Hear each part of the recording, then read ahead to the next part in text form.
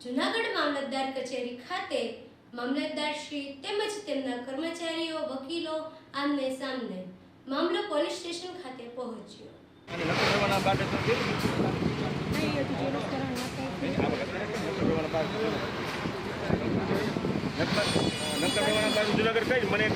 ક્યાં ગયા ઓલા ભાઈ? હા, મનીષાબેન ને પ્રદીપભાઈ કોને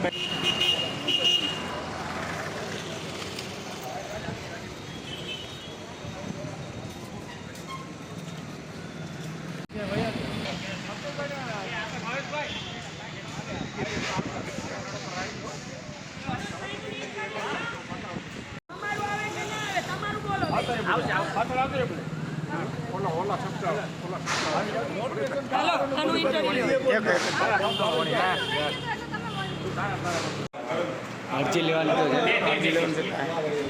અરજી જ આપો।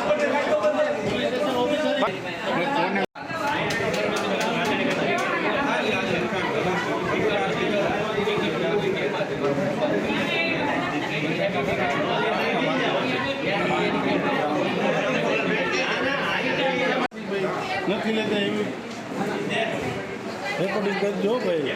આ કરે તો ખરા હું મંગાવી દઈ તું તાર કહે એક નહીં બે માં આવે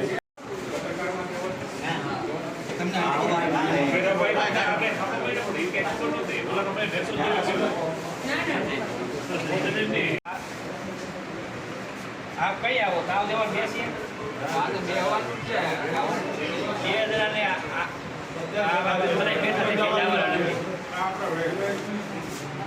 તમારે હાયર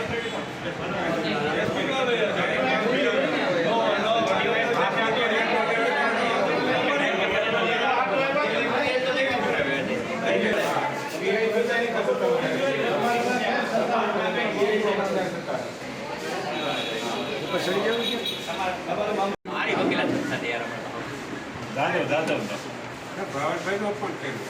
અપમાન નથી કર્યું ભાઈ યાર અપમાન નથી કર્યું આપણે ત્યાં ગયા એટલે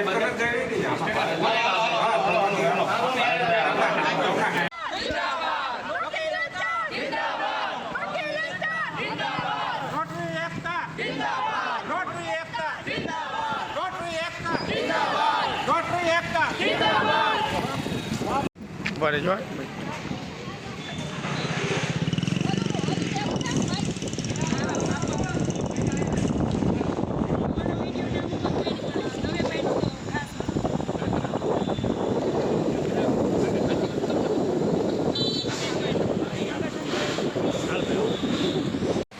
બધી ઘણી ને બધા વિરોધ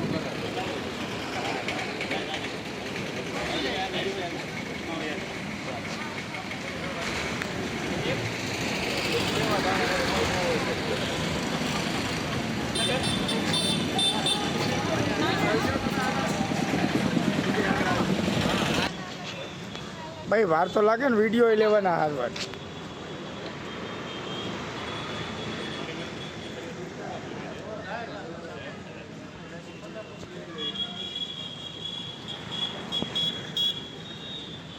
તો મામલો જી જી મામલતદાર ઓફિસમાં જે એડવોકેટ અને નોટરી અને બીજા એડવોકેટ સાહેબ જે ત્યાં ગયા હતા આજે એમને ત્યાં ઠેલા લઈને બેઠા હતા અને ત્યાંથી એમના ઠેલા મામલતદાર સાહેબ અને એમની સાથે જે સ્ટાફ હતા એ લોકોની પાછી ઝૂંટવીને લઈ ગયા એટલે એ સંદર્ભે મને ત્યાંના વકીલ સાહેબનો ફોન આવ્યો એટલે અમે અમારે કોર્ટમાંથી અમારી કામગીરી મૂકી હું ને અમારા સેક્રેટરી મનોજભાઈ દવે ત્યાં મામલતદાર ઓફિસે પહોંચ્યા અને મામલતદાર ઓફિસે પહોંચ્યા અને વાત કરી સાહેબ કે ભાઈ ખરેખર શું હતું આ પહેલાં અમારા વાળાને સાંભળ્યા અમારા એડવોકેટે ભાઈ શું સિચ્યુએશન હતી એટલે એને કીધું ભાઈ ગઈકાલે આવો બનાવ બન્યો હતો જે મારા મનીષાબેને કીધું એના સતત આજે મામલતદાર સાહેબ સાથેના જે સ્ટાફ હતા એ અમારા ઠેલા લઈ ગયા છે ઘણા ઘણા એમાંથી પ્રદીપભાઈનો ઠેલો લઈ ગયા રાજાણીભાઈનો ઠેલો લઈ ગયા અને એમાં નોટરીના સિક્કા છે પછી નોટરીનું બીજીનું છે રોકડ રકમ છે મોબાઈલ આટલી બધી વસ્તુ સાહેબ લઈ ગયા એટલે સાહેબને ઉપરમાં વિનંતી કરાય કે સાહેબ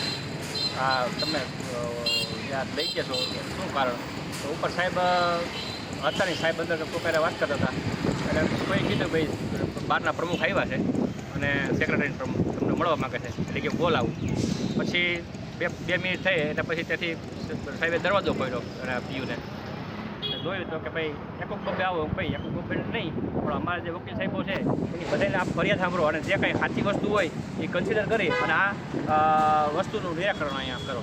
પણ તો એને એ રીતે નહીં કે નહીં તમે કે 2 જણા આવો. મેં અને મારા સેક્રેટરી એમ કીધું ભાઈ અમે 2 જણા નહીં આવીએ, અમે આવશું તો અમારા વકીલ સાહેબો અને બધા આવશું, ખરેખર તમને સાંભળીએ અને આને સાંભળીએ, જે કંઈ પ્રશ્ન હોય એનું નિરાકરણ થવું જોઈએ. એટલે વળી પાછા સાહેબ કોપરે ફોનથી વાત કરવા માંડ્યા અને પછી અમને એમ થયું કે સાહેબ મળવા માંગતા હતી એટલે હવે ત્યાંથી નીકળી ગયા. આ વકીલ મિત્રનું અપમાન ગણાય છે, શું કહેશો? અપમાન તો ન ગણાય, પણ સાહેબને જે કાંઈ હોય વકીલ સાહેબોને જે ઠેલાના અંતર લઈ ગયા એ મારી દ્રષ્ટિએ વધુ પડતું કરે. આ ચીજ લોકશાહીનું હનન થયું. આની સામે પછી હું થયું તમે બી ડિવિઝન અત્યારે પછી ત્યાં જે નોટરી સાહેબો અને વકીલ સાહેબો જેના માથે આ બનાવ બન્યો એ લોકો અમારે જુનાગઢ બારમાં આવી અને એમને બધી રજૂઆત કરી અને રજૂઆત કર્યા પછી એમને એવું કીધું કે અમારે એક આ સંદર્ભે ફરિયાદ કરવી છે, તેથી તેને આજે એમના વિરુદ્ધ અમે ફરિયાદ આપી છે અહીંયા અને લીગલ કાર્યવાહી થવા બધાય વકીલ પછી અમે બધા 12 લોકો મેં અહીંયા રજૂઆત કરવા આવ્યા અને ફરિયાદ આપી. હું સાદિયા મનીષાબેન એડવોકેટ એન્ડ નોટરી. આજના રોજ અમે સવારના પોરમાં સવારે ત્યાં મામલતદાર ઓફિસે કામ કરવા માટે ગયા. ત્યારે ગયા તો થોડીક વાર થયું, હજી તો કાંઈ અમે સામાન કે કાંઈ 10 રજિસ્ટર કે સિક્કા કે કાંઈ બહાર કાઢ્યું નહોતું, ખાલી બેઠા હતા. થોડીક વાર થયું અને સામાન રાખી અને કામ કરવા બેઠા તો ત્યાં મામલતદાર સાહેબ આવી ને અમને એમ બોલ્યા કે અહીંથી તમે નીકળી જાઓ. એ કે દર પેલી છે ને આવીને અમને બોલી જાય છે ત્યાં મામલતદાર સાહેબ અને વકીલો પ્રત્યે અર્થુત શબ્દ બોલે છે. અમારા મિત્ર વાઘેલાભાઈ પ્રદીપભાઈના સિક્કા, રજિસ્ટર અને બેગ અને રાજાણીભાઈના બેગો અને છીનવીને અને એ લોકો લઈ ગયા છે અને અડધું તો અમને બોલે છે. અવારનવાર આવીને ના બોલવાના શબ્દ બોલી જાય છે. અમને જ્ઞાતિ વિશે અભદ્ર શબ્દ બોલે છે. અમે મામલતદાર ઓફિસમાં જઈએ છીએ તો એ લોકો એમ કહે છે કે તમે લોકો અહીં અંદર આવીને કામ ના કરી શકો, તમારે અંદર આવવાની પરમિશન નથી. અને જે તે વખતે અમે કામ લઈને જઈએ છીએ તો બધા ટેબલ અમારી પાસેથી પૈસા માંગે છે. કેટલાની માગણી કરે છે? એ લોકો નાયબ મામલતદાર જે એ ધારામાં મેડમ બેસે છે એનામાં મારે એક મેટર ગઈ છે તો એ લોકો એમ કહે છે 1000 થી 2000 રૂપિયા આપો તો તમારી ફાઇલ અમે આગળ વધારીએ. અને બીજું તો એમાં એવું કહેવાનું થાય છે જે લોકોની આ કોન્ટ્રાક્ટ બેઝ ઉપર બેઠા છે, જે લોકો હું જે આવકના દાખલા નોન ક્રિમિનલ લઈને અરજી લઈને જાઉં છું તો એ લોકો એમ બોલે છે કે તમારી અરજી આ ના લઈએ અમે. એ એમ કહે છે તમે અનલીગલી રીતે કામ કરો છો, પણ અમે અનલીગલી રીતે કામ કરતા નથી, હું લીગલી રીતે જ કામ કરું છું. એ એમ કહે છે કે તમે એફિડેવિટ અરજદાર વગરનું નોંધો છો, પણ હું અરજદાર વગર કાંઈ પણ વ્યક્તિનું કામ કરતી નથી. આવું કોણ બોલે છે? એ જ્યાં એક છોકરો છે જે કોન્ટ્રાક્ટ બેઝ ઉપર બેઠો છે, અંકુશ કરીને છે, એ અને નાયબ મામલતદાર મેડમ છે એ બોલે છે. એ એમ કહે છે કે તમે એક ફોર્મના મને 50 રૂપિયા આપો તો તમારું એ આવકનો દાખલો અમે કાઢીને રોજના રોજ આપશું. એટલે આજે શું કર્યું તમે અત્યારે? આજે અમે અહીંયા બી ડિવિઝનમાં આવ્યા હતા. અમે ફરિયાદ દાખલ કરવા માટે આવ્યા છે કેમ કે અવારનવાર એક જ્ઞાતિ પ્રત્યે અમને અતૂટ કરે છે. એટલે હું કીધું બી ડિવિઝનમાં આજે? અને હા, અને અમારા જે સિક્કા અને જે રજિસ્ટર ને બધું છે એની મામલતદાર બારૈયા સાહેબે અમારી લૂંટ કરી છે. શું માગણી છે હવે? અને મોબાઈલ આ ભાઈના વાઘેલાભાઈ છે એનો મોબાઈલ, રજિસ્ટર, ટિકિટો ને બધું બેગ ને બધું લઈ ગયા છે. શું માગણી છે હવે અંતે? અમારે એ જ માંગણી છે કે મામલતદાર સાહેબ આવી એની સામે કાયદેસર પ્રત્યે કાર્યવાહી થાય. કાર્યવાહી નહીં થાય તો કેવા પગલાં આગામી દિવસોમાં રહે વકીલ મિત્રો? જો કાર્યવાહી નહીં થાય તો હું ભૂખ હડતાલ ઉપર બેસીશ. વકીલ મિત્રો કેવી રીતે આગળ આવશે? અમે બધા એના સપોર્ટમાં છીએ, બધા સપોર્ટમાં છીએ. નમસ્કાર. મારા જુનાગઢમાં નોંધાયેલા લગભગ અંદાજિત 15 થી 20 એડવોકેટ મિત્રો, જેમાંથી 7 કે 8 નોટરી પણ છે અને વર્ષોથી આજે જુનાગઢની મામલતદાર કચેરીમાં પ્રેક્ટિસ કરે છે અને મામલતદાર કચેરી ડેપ્યુટી કલેક્ટર. લગભગ 4-5 વર્ષ પહેલાં એક ડેપ્યુટી કલેક્ટર કોઈ હતા, એમને એક પરિપત્ર બહાર પાડ્યો હતો કે આ લોકો અહીં આવવું નહીં. એ પરિપત્ર મારી દ્રષ્ટિએ કાયદા નજરે બંધારણની વિરુદ્ધ. આજે એડવોકેટ નોંધાયેલા છે અને કાયદાકીય મદદરૂપ થવા ગરીબ પ્રજાને અહીંયા એનો પોતાની રોજીરોટી માટે બેઠા છે, ગરીબ પ્રજાને મદદરૂપ થાય છે અને એને જો તમે પબ્લિક પ્રિમાઇસીસમાં જે કોઈની માલિકીની નથી એવી પબ્લિક પ્રિમાઇસીસમાં પબ્લિક ઓફિસમાં આવતા કોઈ અટકાવી શકે નહીં. આજે ફરીથી એ જ ઇન્સિડન્ટ બન્યો અને સવારે મારા પ્રમુખશ્રીને ફોન આવ્યો એટલે 12:30 અમે અમારું કોર્ટનું કામ પડતું મેલી અને હું ને પ્રમુખ ભાવેશભાઈ જીજુવાડિયા સીધા સિટી મામલતદારની કચેરી ગયા. ત્યાં બધાને સાંભળ્યા, પણ મામલતદારને મળીએ એની પહેલાં જે નીચેનો સ્ટાફ હતો એનું જે વર્તન હતું, હવે આજે પ્રમુખ અને સેક્રેટરીની સાથે અથવા તો અમારી હાજરીમાં અમારા વકીલ મિત્રો સાથે જેવું વર્તન હોય તો આપણે અંદાજ લગાવી શકીએ કે અમારા વકીલ મિત્રો જે કહે છે એ સાચી વાત છે, એની સાથેનું કેવું વર્તન હશે. બીજું મહત્ત્વનું વચ્ચે એક વાત કહી દઉં કે 3 દિવસ પહેલાં અમે કલેક્ટર શ્રી જૂનાગઢને રાજકોટ ખાતે હાઈકોર્ટની બેન્ચ મળે એના માટે આવેદનપત્ર આપવા ગયા. કલેક્ટર સાહેબ વીસીમાં હતા. અમે આગ્રહ કર્યો કે સાહેબ અમારે તમને 2 મિનિટ મળીને આ અમારું આવેદનપત્ર સ્વીકારો.